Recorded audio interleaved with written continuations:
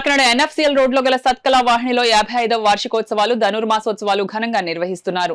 సంస్థ వ్యవస్థాపకురాలు ఈ శ్రీనివాసమ్మ శత జయంతి వేడుకలను పురస్కరించుకుని నిర్వహిస్తున్న సంగీత నృత్యోత్సవాలు సత్కళ వాహిని వ్యవస్థాపక కార్యదర్శి డాక్టర్ ఈవి కృష్ణమాచార్యుల పర్యవేక్షణలో జరిపిస్తున్నారు. కళావాహిని 55వ వార్షికోత్సవం సంస్థ వ్యవస్థాపకురాలు ఈయూని శ్రీనివాసమ్మ శత జయంతి వేడుకల్లో నిర్వాహకులు ఈవి కృష్ణమాచార్యుల పర్యవేక్షణలో గురువారం బాలా త్రిపుర సుందరి భజన మండలి వారిచే సంగీత గానం, అలాగే శారదా కళాక్షేత్రం కూచిపూడి నృత్యం కార్యక్రమాలను నిర్వహించారు.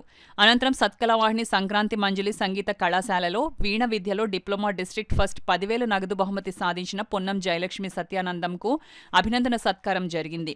సత్కళవాహిని తరపున ఈవి కృష్ణమాచార్యుల ఆధ్వర్యంలో పొన్నం జయలక్ష్మి సత్యానందం దంపతులకు సన్మాన కార్యక్రమం నిర్వహించారు. ఈ కార్యక్రమంలో సన్మాన గ్రహీత కుటుంబ సభ్యులు, సత్కళవాహిని సంగీత సభ్యులు, ప్రేక్షకులు పాల్గొన్నారు.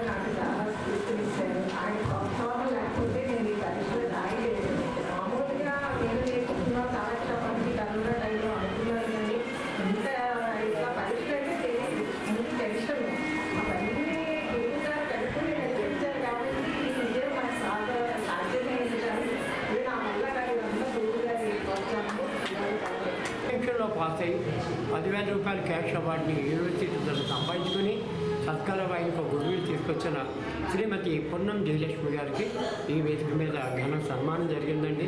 వారి భర్త గారు అయిన సత్యానందం గారు కూడా ఒక గొప్ప ఆఫీసర్గా భార్యని చాలా ప్రోత్సహించి ఈ కళారంగాన్ని ఎంతో విజయం తీసుకొచ్చారు. 4 సంవత్సరాల పాటు వారి కోర్సు చేసి సత్కళవాహిని ఖ్యాతిని పెంచారని తెలియజేస్తాం.